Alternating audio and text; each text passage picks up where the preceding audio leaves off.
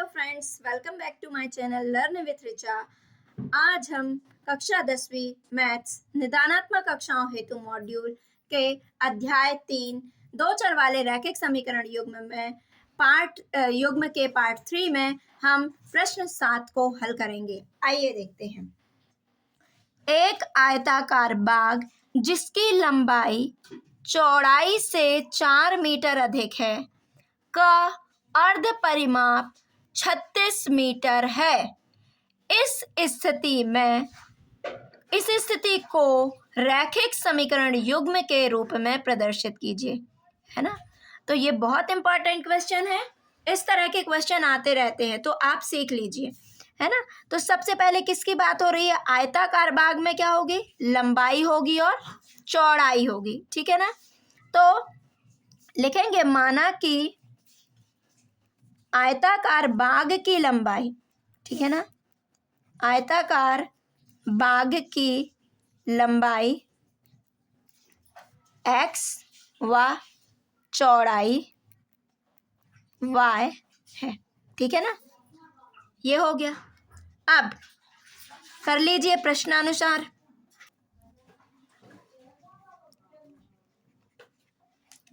क्या दिया हुआ है? आयताकार बाग जिसकी लंबाई क्या मानी है? x, तो लिख दीजिए। चौड़ाई क्या है? y से 4 मीटर अधिक है। चौड़ाई से 4 मीटर अधिक कर दोगी तो क्या निकल आएगी? आयताकार बाग की लंबाई। समझ में आया ना। जब हम चौड़ाई से 4 अधिक कर देंगे तो क्या निकल आएगी? आयताकार बाग की लंबाई। अब इसको ऐसा कर सकते हैं पक्षांतर, x ऋण y बराबर 4। ये हो गया समीकरण 1। अब अगला पढ़ते हैं, तो लिख लीजिए पुनः प्रश्नानुसार, ठीक है ना। का अर्ध परिमाप। सबसे पहली बात, आयत का परिमाप क्या होता है? क्योंकि बाग कैसा है? आयताकार है। तो आयत का परिमाप क्या होता है? 2 गुणित लंबाई धन चौड़ाई। क्या होता है? 2 गुणित लंबाई धन चौड़ाई। तो अर्ध परिमाप क्या हो जाएगा? लंबाई धन चौड़ाई। क्या हो जाएगा? लंबाई धन चौड़ाई, ठीक है ना। तो लंबाई क्या है? x धन चौड़ाई क्या है? y। लंबाई धन चौड़ाई बराबर 36, ठीक है ना। ये हो गया समीकरण 2, ठीक है ना। तो अब ये बन गए 2 रैखिक समीकरण युग्म, ठीक है। यही हमारा आंसर होगा।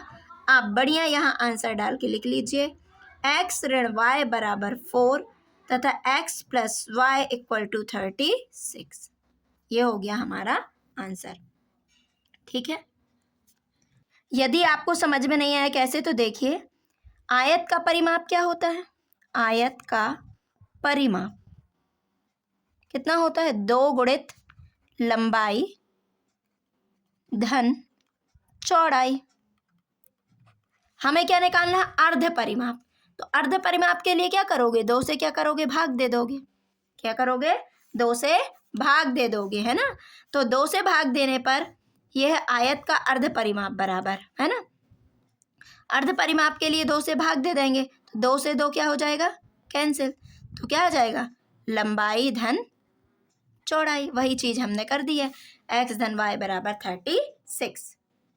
अनुपातों a1/a2, b1/b2 और c1/c2 की तुलना कर ज्ञात कीजिए कि समीकरण युग्म 9x + 3y + 12 = 0 और 18x + 6y + 24 = 0 द्वारा निरूपित रेखाएं एक बिंदु पर प्रतिच्छेद करती हैं, समांतर हैं अथवा समपाती हैं।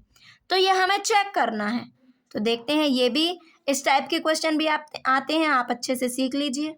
तो हमें तुलना करना है, तो आप लिख लीजिए दिए गए रैखिक समीकरण युग्म क्या है? 9x + 3y + 12 = 0, ठीक है ना। ये हो गया।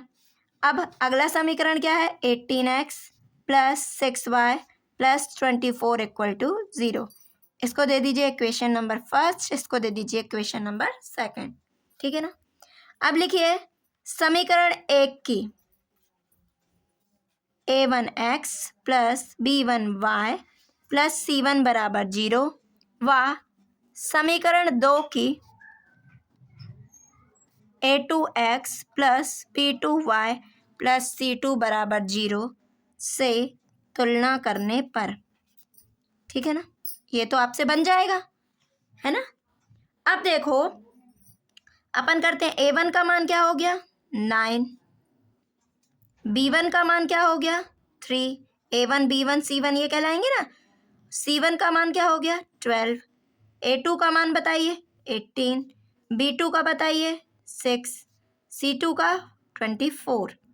चलो अब अपन a1 अपॉन a2 निकालते हैं।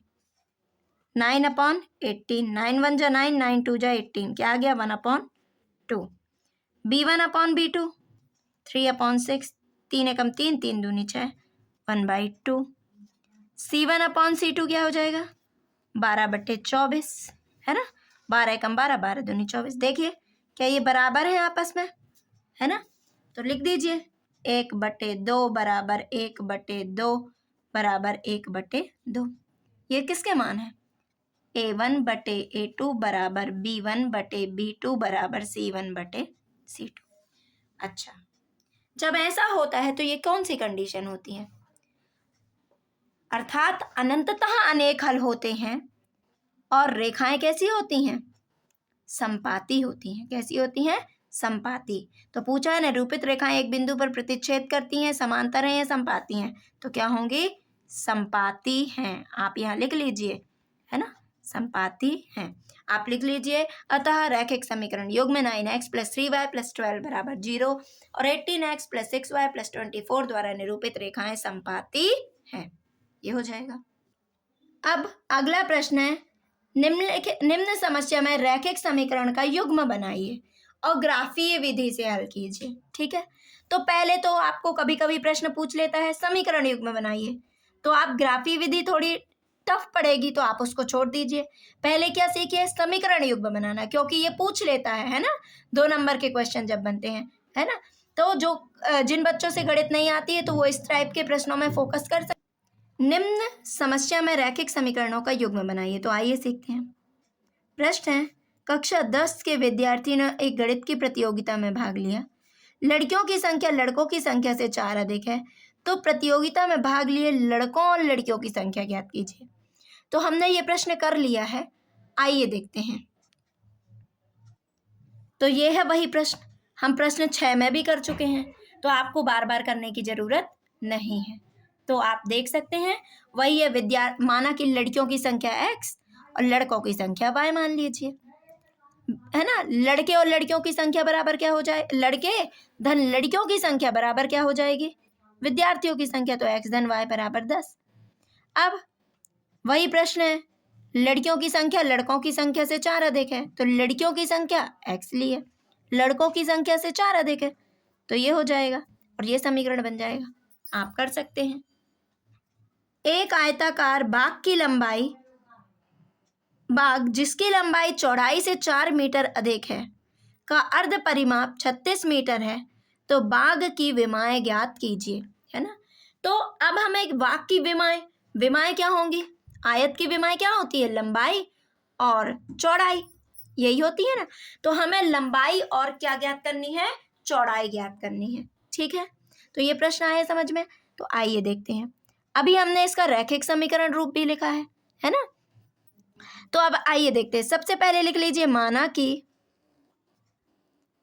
आयताकार बाग की लंबाई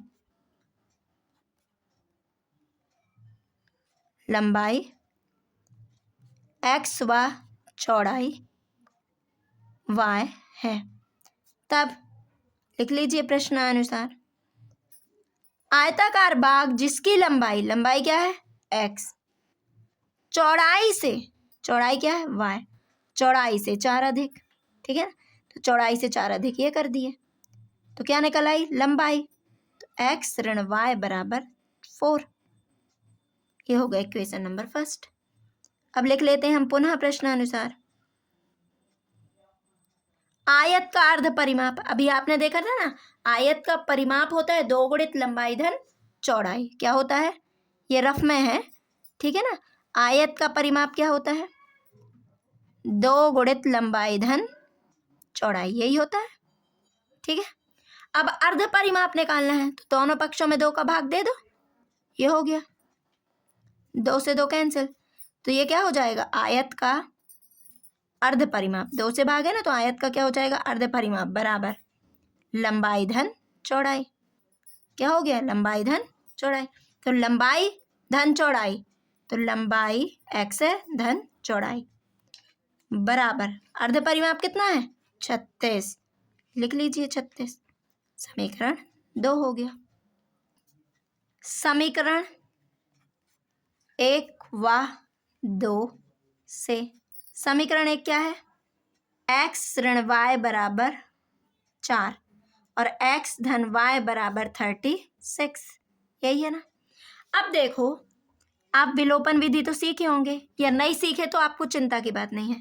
ये देखिए, ये ऋण का है और ये धन का, तो ये क्या हो जाएगा, कैंसिल हो जाएगा, और ये दोनों धन के हैं तो जुड़ के क्या हो जाएंगे, 2x हो जाएंगे, और इनको जोड़ दीजिए, ये क्या हो जाएगा, घट जाएगा, y से y कैंसिल हो जाएगा, है ना। ये एक y है ऋण का और ये एक y है धन का, ये कैंसिल, x 2x बराबर 36 और 4 40, ये आ गया। तो अब ये 2 x के साथ किस में है, गुणा में, अब पक्षांतर होगा तो ये कहाँ चला जाएगा, भाग में, 2 एकम 2, 2 दूनी 4, x बराबर 20, ठीक। अब x बराबर 20 है तो रख दीजिए मान, समीकरण 1 में x बराबर 20 रखने पर, ठीक, रख दीजिए। समीकरण 1 क्या था, x ऋण y बराबर 4, तो x बराबर 20 ऋण y बराबर 4। अच्छा, ये देखो कौन किसका फ्रेंड है, चर चर का फ्रेंड होगा, अचर अचर का फ्रेंड होगा, तो 20 का फ्रेंड कौन है, 4, तो ये धन का है तो इस साइड आ जाएगा ऋण का, और ये ऋण का y है इसलिए इसको इस साइड लाएंगे तो ये काय का हो जाएगा, धन का। 20 में से 4 गए 16, तो y बराबर क्या आ गया, 16, या y बराबर 16। तो लंबाई क्या मानी थी, x, और चौड़ाई क्या मानी थी, 16, अतः लिख दीजिए, चौड़ाई क्या माने थे, y माने थे, है ना, y बराबर 16, अतः आयताकार बाग की विमाएं क्रमशः 20 मीटर, लंबाई व चौड़ाई मीटर में रहेंगी ना, वह 16 मीटर है, ये आंसर हो जाएगा। हेलो फ्रेंड्स, यदि आपको समझ में आया है तो आप मेरे चैनल को लाइक, शेयर एंड सब्सक्राइब कर सकते हैं। Thank you for watching.